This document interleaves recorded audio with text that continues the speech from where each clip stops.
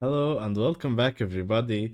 For today's video, we will have a great tournament which is played in Morocco, which is called Casablanca Chess 2024. It is basically a double round robin played in a format that the organizers gives the player a piece of paper which has a previous game or a memorized games played before a long time ago. Like for this example, we can see Hikaru Nakamura with the white pieces playing with the Magnus Carlsen with the black pieces, and we have a Kasparov Karpov game from the late 900. So let's see how it goes. Now Hikaru opens with e4, we get c5 from Magnus, the Sicilian defense, knight to f3, and now pawn to e6, and now pawn to d4 from Hikaru, c takes d4, knight takes d4, going to the open Sicilian.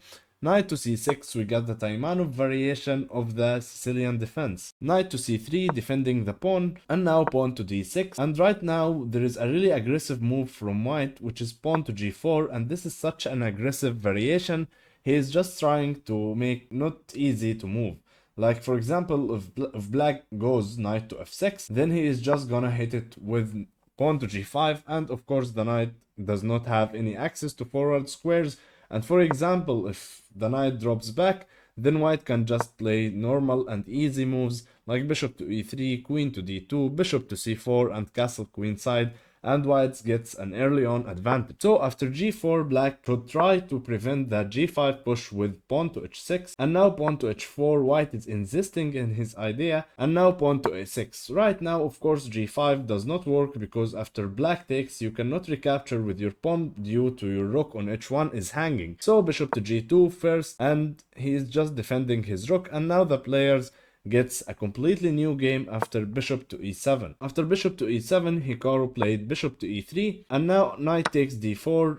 Of course, the capture with the bishop is possible, but after pawn to e5, you will drop your bishop back, and now the pawn on g4 is getting hit, and after knight to f6, black is a little bit better due because after pawn to g5, h takes g5, and h takes g5, black will simply trade the rooks, and now he's got knight to g4 hitting your bishop on e3. So that's why after knight takes d4, queen takes d4 is better. And now he runs into e5 again, but right now he is not forced to do anything with his bishop, so he just moves back to d1, protecting his pawn safely and quietly. We get bishop to e6 from Magnus, and now knight to d5 as white is trying to play on this outpost on d5 because black pushed d6 and e5, so that leaves us with a weak square on d5. So right now white got a sneaky threat, which is bishop to b6 followed up with knight to c7. For example, if you played knight to f6, like now bishop b6 just wins the game immediately, because after you move the queen anywhere, like let's say queen to d7, then after knight to c7, forking the king and forking the rook, white should be winning the game. So of course Magnus sees that and he immediately played rook to c8 to defend that c7 square. Now if you attack my queen, I will move it to d7 safely. So, and now the rook puts pressure on the c pawn also at the same time the queen is tied down to defend both pawns. So Hikaru said, okay, I will just move my pawn and I've got no problems, right? And yeah, we all know that if you say I've got no problems, then all of a sudden the all of problems will come into your face, believe me. So here knight to f6 from Magnus, he is just trying to get rid of this strong knight on d5. And now Hikaru, okay, like you can trade here as white, but it's not that great because after bishop takes f6, then black will get pawn to d5 in the center, and maybe black is a little bit better because you over pushed your pawn on the king side. Now your king is not feeling safe either to castle king side because you pushed your pawns, and he is not safe castling queen side also because of the open c file, and b5 b4 is coming on so strong and so quickly. So this is why after knight to f6 from Magnus, Hikaru just took the bishop on e7. And yeah, you may think here that, okay, the best move is queen takes e7, obviously. Like, it's so obvious. Like, I don't even want to think about it, right? But after pawn to g5, it will get a little bit sketchy for black, because if black takes right now, then after pawn takes g5, then rook takes h1, bishop takes h1.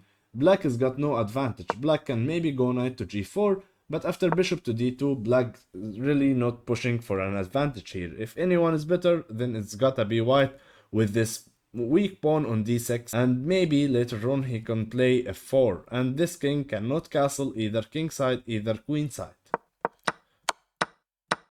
So here Magnus played the unexpected move, which is pawn cloud on move 14 with his king to e7. Like if you saw that Magnus played king e7 against Hikaru, you will think that is a meme, but it is the best move in the position.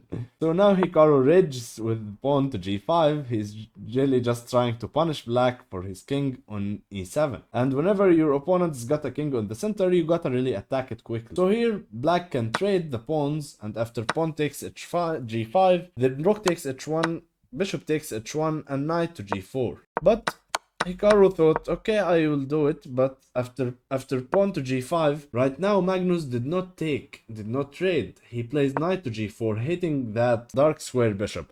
And now the only advantage that white gets, like white gave up his knight on d5, which was a strong knight, to get the bishop pair, so he cannot give it away. Here Hikaru just dropped his bishop back to c1, and you gotta remember this bishop, because this bishop goes to e3 once and now to c1 twice, and you will see later. I don't wanna say anything quite early. So now h takes g5, and right now if you are playing as white, like you will think, okay, it's easy, I will just recapture back with my pawn, but this is just a losing blunder. And why? Because after rook takes h1, bishop takes h1, queen to h8, now you backfired yourself, right? You open up the king side, then your opponent all of a sudden he is the one attacking there.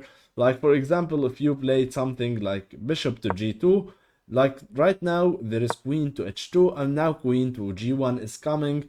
And if you move your bishop, then there is queen to f2, and it's really tough what to do in this position. The best move here is queen to f3, but after rook to h8, then the game is just over, because rook to g1 is coming, followed up with some knight to h2, and maybe this rook can later on join the attack from the h5.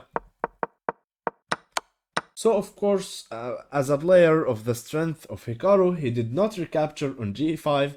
Instead, he plays bishop to f3 first, attacking the knight on g4, and maybe when the knight moves, then we gotta take with the pawn, because there is no knight on g4, then there is no pressure on f2 later on. So here Magnus plays queen to d7. He is just defending his knight. He is refusing to move his knight from the strong g4 square. So what do you do as white? Right now, if you traded again the pawns on g5, then after the whole trade happens, then black is the one who is gonna get the open file, and after bishop to g2, then there is rook to h2, and again the same problem, right?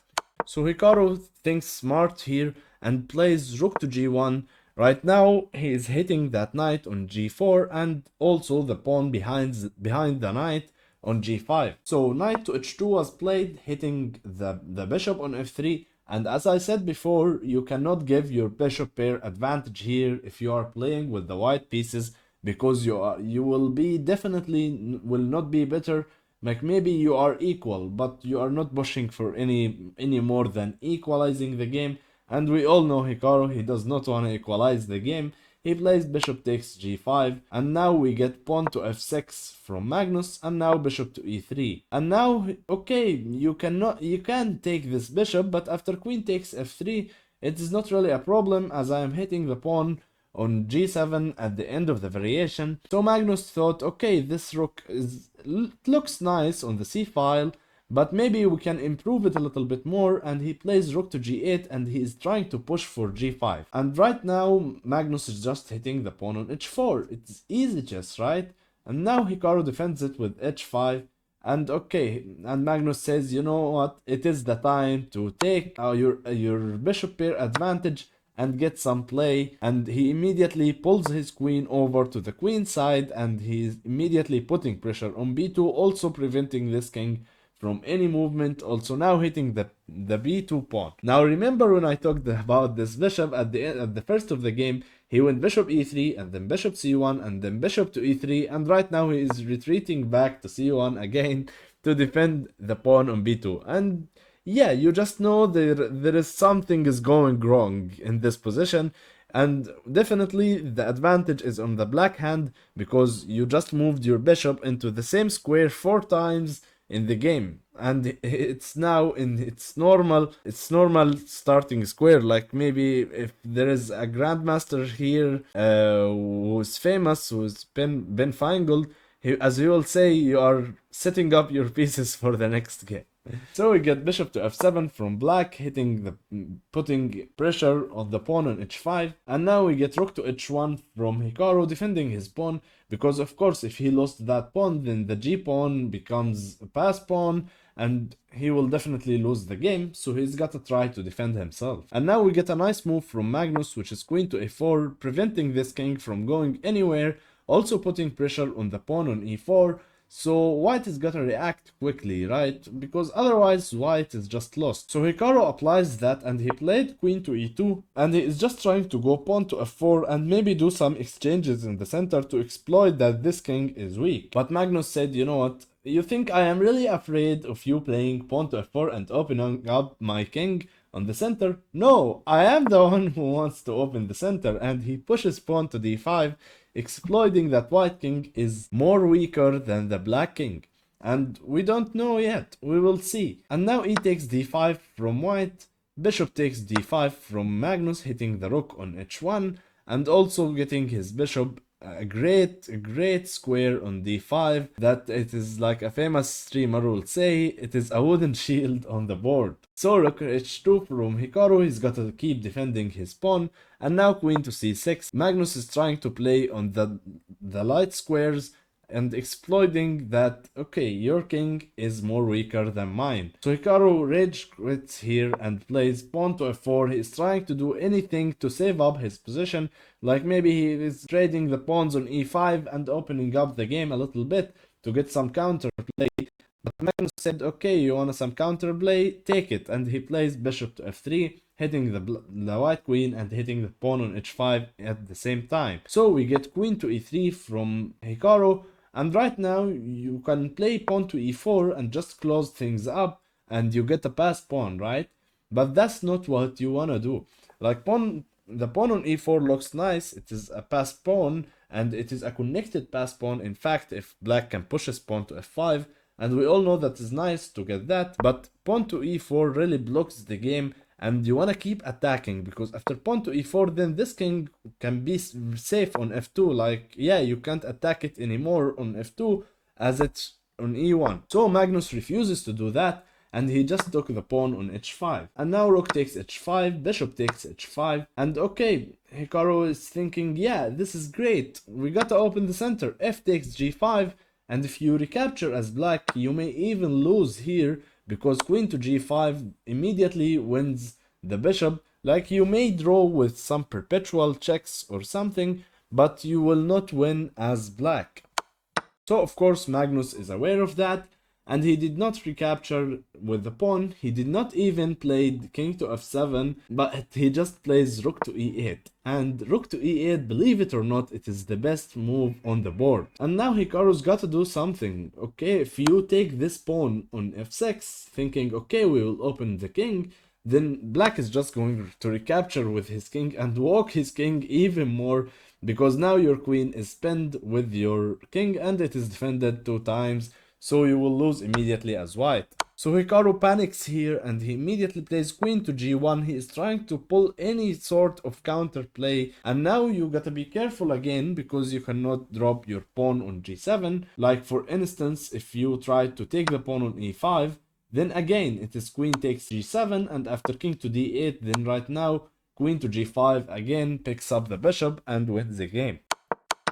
So here Magnus just thought, okay, I will just defend my pawn, and yeah, you solve your problems. Your king cannot escape the center, because it will never castle queenside, because the bishop is cutting it, and yeah, you are just lost. Now let's see how the finish is gonna be. The finish is very nice from Magnus. We get bishop to e3 from Hikaru. He is trying to defend his king for any price possible. we get rook takes e5 from Hikaru, hitting that bishop on e3, and also it's pinned at the same time. We get king to t2 from Hikaru. He is gotta unpin himself and maybe breathe a little bit. If you can give white maybe 2 moves or 3 moves, he can consolidate the position, and maybe he can just go rook to e1, king to c1, and king to b1, and can run to the king side, queen side. He will be safe, but later on the long run, he will lose due to these passed pawns on the king side. So we get queen to d5 with check. Now, of course, if you go back to c2, then after bishop to g6, you are just lost, because after king to c1, then there is going to be queen to d3, and white is gonna get sauced on the light squares. So after the check, we get king to c1, and now the nice finish. You can pause the video and try to find it yourself. We get rook takes to e3, nice finish. And why is that? Because if you recapture the rook, then we will get queen to d1, which is a beautiful checkmate with the help of this bishop. And otherwise, you are just down a piece. And also you will get checkmated shortly with rook to d3 and rook to d1. Thank you guys for watching the video. I hope you enjoyed it. We will provide more videos on this tournament because it's such a nice tournament, because the creativity that the organizers gives the players, and the players gets a new position that they are not prepared before the game. What they are gonna play, they don't know. So we got to see some creativity, no Berlins, draws, or no nonsenses. All of the games are super crazy and super good and super entertaining to watch. Make sure to check our last tournament also. We had such a cool games in the previous videos, and see you on the next video.